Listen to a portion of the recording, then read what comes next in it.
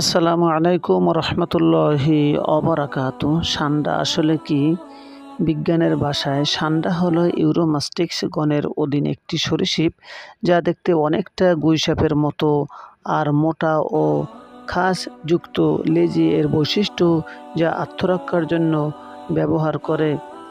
আদি নিবাস আফ্রিকা ও মধ্যপ্রাচ্য হলেও বর্তমানে এটি মূলত মরুভূমি অঞ্চলে দেখা যায়।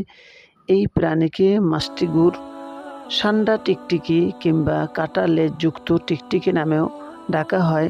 সান্ডা খাওয়া যায় নাকি?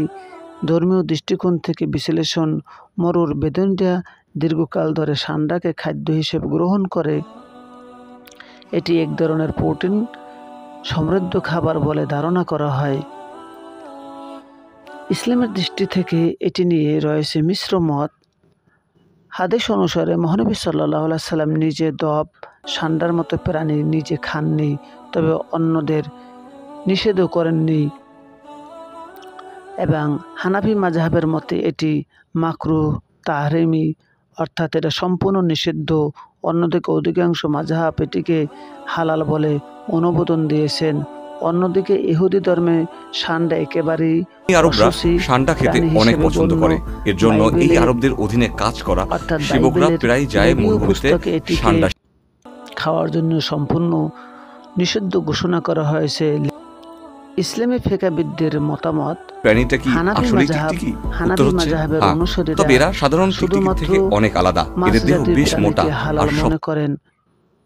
সরীসৃপ এবং উভচর প্রাণী যেমন দব, গুইসাপ খাওয়া সম্পূর্ণ নাজায়েজ।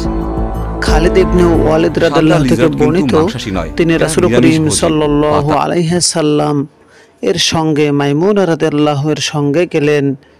সেখানে বুনা করা জব পরিবেশন করা হলো। রাসূলুল্লাহ সাল্লাল্লাহু আলাইহি সাল্লাম সেদিকে হাত বাড়ালেন।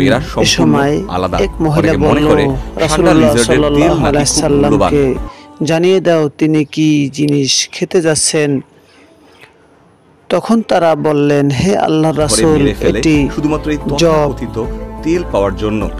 অথচ এই বিশ্বাসের রাসূল করিম সাল্লাল্লাহু আলাইহি সাল্লাম শুনে হাত তুলে নিলেন। খালিদ রাদিয়াল্লাহু বললেন, আমি বললাম, হে আল্লাহর রাসূল, এটি কি হারাম? তিনি বললেন, না, হারাম নয়, তবে আমাদের এলাকায় এটি নেই, তাই আমি একে অপছন্দ করি। খালিদ রাদিয়াল্লাহু বললেন, এরপর আমি তা আমার দিকে এনে খেতে লাগলাম, আর রাসূল সাল্লাল্লাহু আলাইহি সাল্লাম তাকিয়ে তাকিয়ে দেখলেন।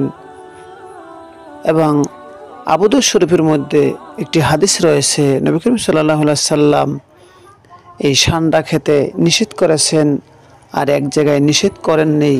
এবং হানাফি মাযহাবের আলেমগণের মাসালা হচ্ছে যাইয়া এগুলা খাওয়া মাকরুহে তাহরিমি, হারামের কাছাকাছি। এবং বুখারী শরীফে যে হাদিসটি এসেছে 5537 নম্বর হাদিসের মধ্যে উল্লেখ রয়েছে,